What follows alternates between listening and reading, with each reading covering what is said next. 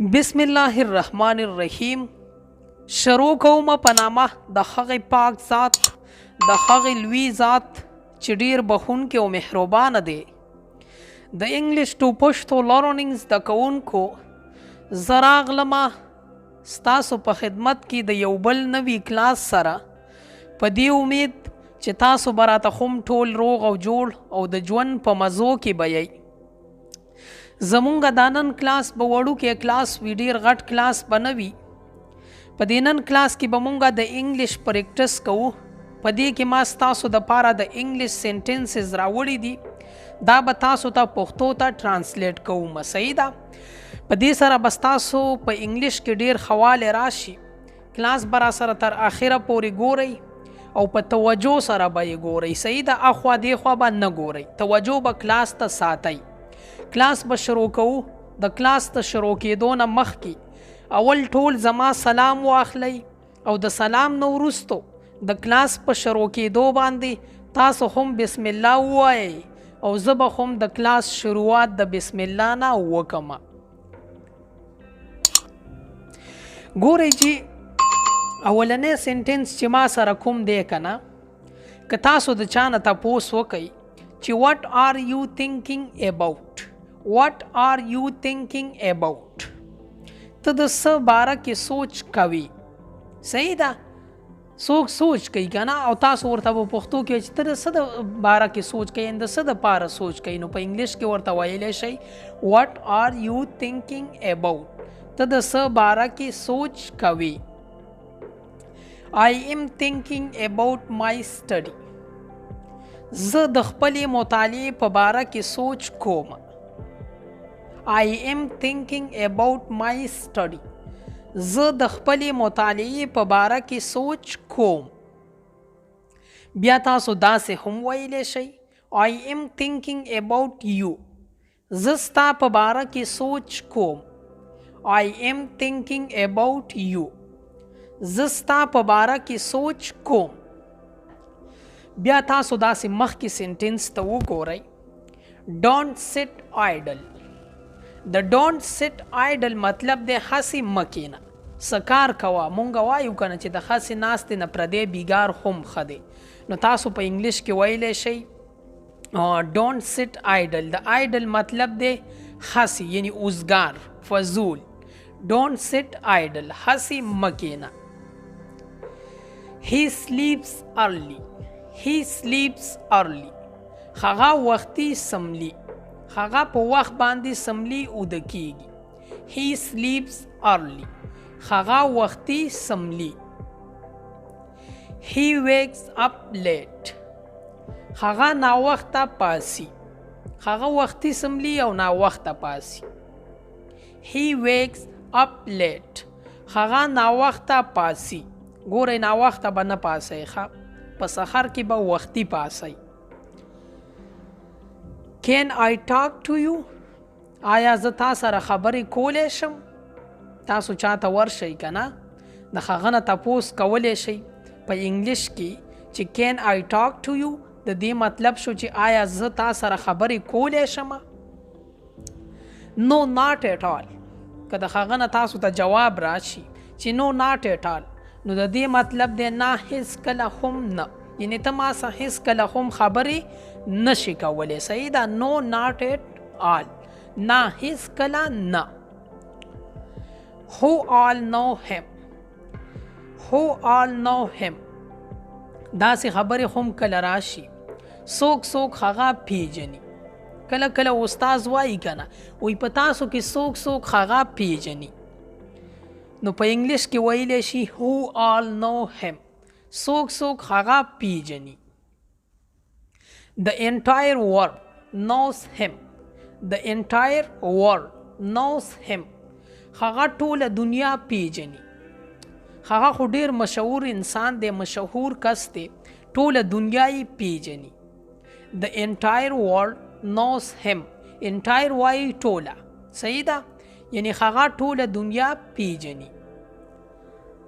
Where are you going؟ ته چرته ځي، یعنی چرته روان یي. Where are you going؟ ته چرته ځي. Where are you going today? نن ته چرته ځې. د today مطلب شو نن. Where are you going today? نن ته چرته ځې. Where are you going now? ته اوس چرته ځې. د نو مطلب دی اوس. Where are you going now? ته اوس چرته ځې. یعنی ته اوس چرته روان یې چرته ځې. I am going to school. زه سکول ته ځم یعنی سکول ته روان یم. I am going to school. زه سکول ته ځم. I am going to the bank. زه بانک ته ځم. I am going to the bank. زه بانک ته ځم. I am going to the hospital. زه هسپتال ته ځم. I am going to the hospital. زه هسپتال ته ځم. Where is she going? تاسو تاسو هم کولی شئ چې هغه چرته ځي یعنی هغه چرته روانه ده چرته ځي. Where is she going? هغه چرته ځي. او که تاسو داسې وایئ چې where is he going د she په ځای باندې به تاسو دلته د he استعمال وکئ نو بیا د میل دپاره راځي. صحیح ده. she د فیمیل دپاره راځي. she is going to the market. هغه بازار ته ځي. she is going to the market. هغه بازار ته ځي. where is he going? هغه چرته ځي. دلته کې he راغی. صحیح ده. where is he going? هغه چرته ځي. what are you doing? ته څه کوي. what are you doing? ته څه کوي. I am doing nothing. زه هیڅ نه کوم. I am doing nothing. زه هیڅ نه کوم. Do you know who is he? آیا ته پیژنې هغه څوک دی. Do you know آیا ته پیژنې who is he څوک دی هغه. Do you know who is he آیا ته پیژنې هغه څوک دی. Who has done this? Who has done this مطلب دی دا چا کړی یعنی دا کار چا کړی دی. که تاسو تاسو کوئ چې یار دا کار چا کړی دی. Who has done this? دا چا کړی.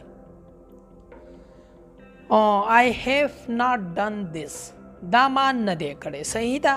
دا کار به بل چا کړی وي دا ما نه دی کړی. I have not done this. دا ما نه دی کړی. I got engaged.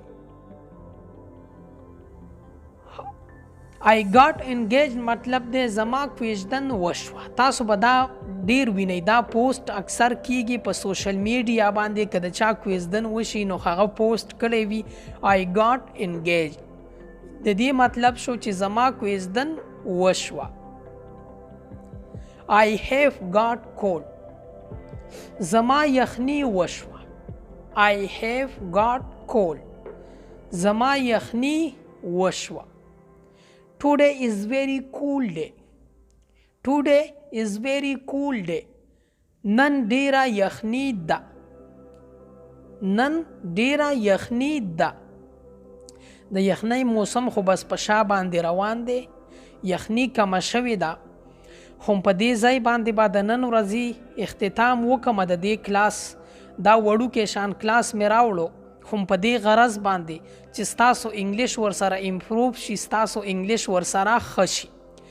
که ژوند وي زه به راځم ستاسو دپاره به یو بل نوی کلاس راوړم. خو ګورئ تاسو ته بیا هم وایم چې دا کلاس تاسو بیا هم کتلی شئ بیا یې هم کتلی شئ. تر هغې یې ګورئ تر څو چې مو یاد کړی نه وي. صحیح ده. چې د دنیا په هر ځای کې یی ما هم په خپلو خصوصي دعاګانو کې یاد ساتئ او زما به هم تاسو ته دغه دعا وي چې الله مو ښاد ساته آباد ساته او بریالي ساته. د لوی الله په امان. والسلام.